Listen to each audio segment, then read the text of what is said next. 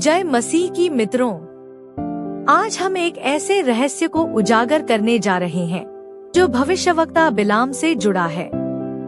बिलाम एक ऐसा व्यक्ति था जिसे परमेश्वर ने बुलाया, फिर भी परमेश्वर उस पर क्रोधित हो गया। आखिर क्यों? जब इस्राएली मिस्र से निकलकर कनान की ओर बढ़ रहे थे, तो मोआब देश का राजा बिलाक डर गया। उसे लगा कि इस्राएल की शक्ति को रोकना असंभव है, इसलिए उसने बिलाम को बुलाया, एक ऐसा व्यक्ति जो अपने शब्दों से आशीष या शाप दे सकता था। बिलाम ने शुरुआत में परमेश्वर से पूछा और मना कर दिया, लेकिन जब और अधिक प्रतिष्ठित अधिकारी अधिक इनाम के साथ आए, तब वह फिर परमेश्वर से अनुमति मांगता है। परमेश्वर कहता है, जा, लेकिन वही बोलना जो मैं कहूँ। इसके बाद कुछ आश्चर्यजनक होता है। बाइबल बताती है कि परमेश्वर का क्रोध बिलाम पर भड़क उठा क्योंकि वह जा रहा था। अब बड़ा प्रश्न यह है, जब परमेश्वर ने स्वयं अनुमति दी थी, तो फिर गुस्सा क्यों हुआ? और इससे भी गहरा प्रश्न यह है, हम कैसे कह सकते हैं कि बिलाम के मन में लालच था? इसका उत्तर बाइबल के अन्य हिस्सों में छिपा है।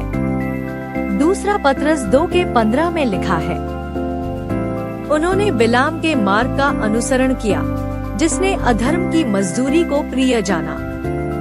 यहूदा 1:11 कहता है, वे बिलाम की भूल में दौड़ पड़े। और प्रकाशित वाक्य 2:14 में साफ लिखा है कि बिलाम ने सलाह दी कि इस्राएलियों को खाने और व्यभिचार में गिराया जाए। ये सब बातें बताती हैं कि बाहर से तो वह परमेश्वर की आज्ञा मान रहा था, लेकिन उसका हृदय इनाम, यश और धन के पीछे भाग रहा था।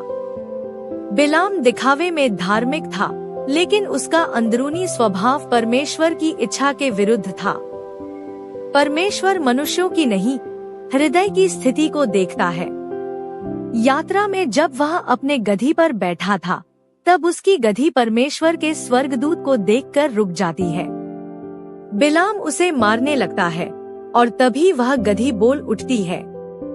यह चौंकाने वाला दृश्य बताता है कि जब हमारा हृदय परमेश्वर से भटक जाता है, तो हमारी आत्मिक आंखें बंद हो जाती हैं।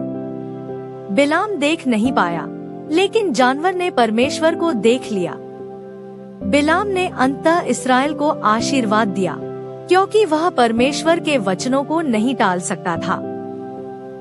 लेकिन उसने मोआबियों को सलाह दी कि वे इस्राएलियों को स्त्रियों और व्यंजन के माध्यम से पाप में गिराएं।